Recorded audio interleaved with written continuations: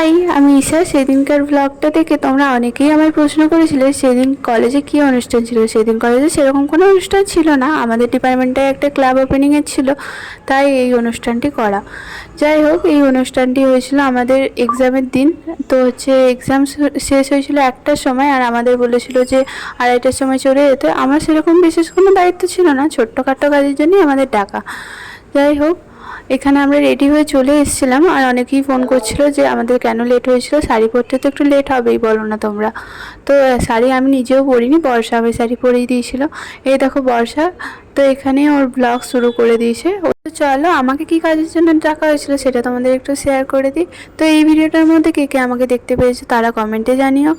আর এখানে আমরা সব ওয়েট করছিলাম কখন অনুষ্ঠান শুরু হবে, তার জন্য সব ফ্যাকাল্টি মেম্বাররাও চলে এসেছিলো। এখানে গণেশ বন্দনা দিয়ে শুরু হলো অনুষ্ঠানটা। এই পারফরমেন্সটা আমার খুবই সুন্দর লেগেছে। তোমাদের কার কার ভালো লেগেছে তারা কমেন্টে জানিও।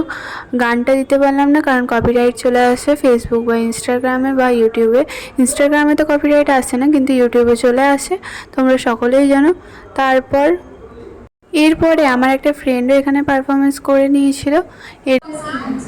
Now, I would like to call upon Mr. Shubhir Roy and hand over the microphone to him to motivate us with his kind words. So please. তো 1 ঘন্টা মতোই অনুষ্ঠানটা চলে এসলো, দেন আমরা সবাই বাড়ি চলে এসেছিলাম। তো আজকের মতো এইটুকুই, টাটা।